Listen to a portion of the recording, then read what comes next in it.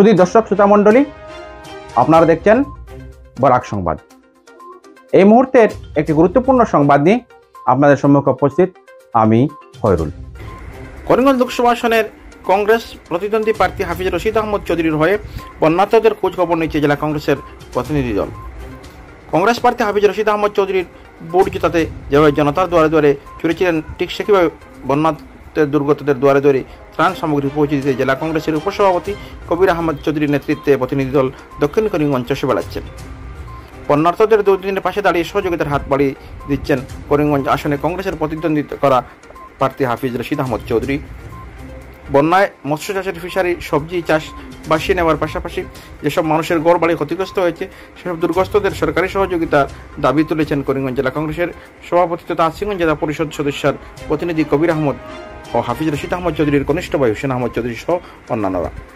হাফিজ রশিদ আহমদ চৌধুরী গণনায় অসঙ্গতি অভিযোগে আইনি দৌড়ঝাঁপে ব্যস্ত থাকায় বন্যার শুরু থেকেই জেলা কংগ্রেসের 60টি দল নাকি জেলার বিভিন্ন এলাকায় বন্যার্তদের খোঁজখবর নিয়ে ব্যক্তিগতভাবে তহবিল থেকে ত্রাণ বিলিয়ে যাচ্ছেন।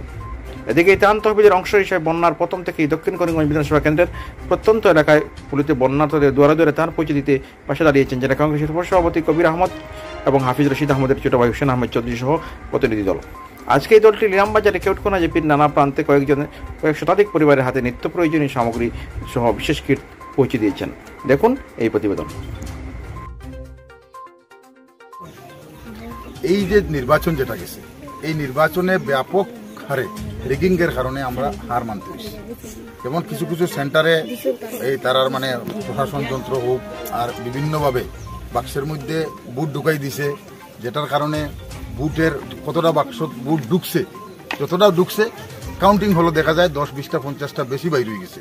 এটার লাগিয়ে আমরা আইনের দ্বারস্থ হইয়ার এবং আইনের দ্বারস্থ হইতে হাফিজ সাহেব সুপ্রিম কোর্টের এবং হাইকোর্টের বিভিন্ন অ্যাডভোকেট নিয়ে একটা গ্রুপ অফ অ্যাডভোকেট নিয়ে এই ব্যাপারটা মানে কেস ফাইল করার আগে ড্রাফটিং করতে লাগে।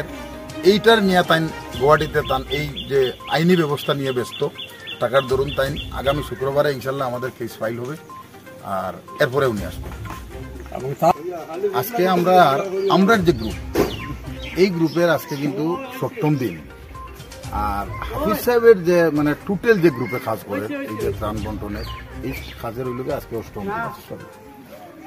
আমরা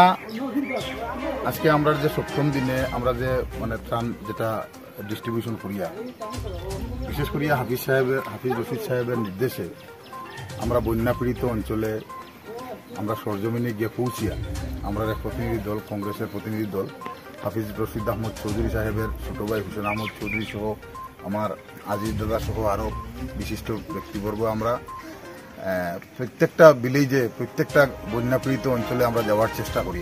কিন্তু আমাদের এই যে ক্ষুদ্র প্রয়াস যেটা মানুষের পাশে যাওয়ার, সেটা কাজ তো আজকে 7ম দিনে পৌঁছেছে, কিন্তু প্রত্যেক জায়গাটা আমরা এখন পর্যন্ত আমরা টাচ করতে পারছি না। যাই হোক, আমরা মতো এই যে গ্রুপ যেটা আছে এইভাবে আমরা 7টা গ্রুপে কাজ চালাই। আর আমরার মুখ্য উদ্দেশ্য হয়েছে, দেখুন আমাদের হাফিজ সাহেবের নির্দেশ যে মানুষে হাফিজ সাহেবরে যেভাবে আন্তরিকতার সহিত সমর্থন করছেন, সেই হিসাবে তাই নো ওনাদের প্রতি এত আন্তরিকতা, এত স্নেহ, এত মমতা আমরা বারবার তাই নির্দেশ দিতে, এবং আমরা ভিডিও কলে হাফিজ সাহেবকে আমরা মানে অবস্থান জানাই লাগে যে আমরা কোন জায়গায় গেলাম, কোন জায়গা দিয়ে মানুষকে কিরকম অবস্থানে পাইলাম। এরপরেও যখন যেসব জায়গাতে আমরা গিয়া পাই আর যে খবর নিয়ে এখানে সরকারি কোনো ত্রাণ আইছে না, সঙ্গে সঙ্গে আমরা হাফিজ সাহেবকে জানাই, তাই সঙ্গে সঙ্গে ডিসি সাহেবরে বা যেখানে মানে অথরিটি যারা আছে তার মাধ্যমে তারা ইনফরমেশন দিন এবং বিহিত ব্যবস্থা নেওয়া হয়। জিপি 5 নম্বর এবং 6 নম্বর ওয়ার্ড মানে আমরা গ্রামের নাম হইল বগিরকলা 100 প্যাকেট আমরা আনছি। তো আমরা তো দেখুন, আমাদের কাছে তো এমন কোনো মানে আমরা তো কি অবস্থার মানুষ, আমরাও মধ্যবিত্ত পরিবারের মানুষ, তথাপিও আমরা প্রত্যেকটা বন্যা পীড়িত মানুষ এবং দিনমজুরি মানুষের পাশে আমরা যাওয়ার চেষ্টা করি। আর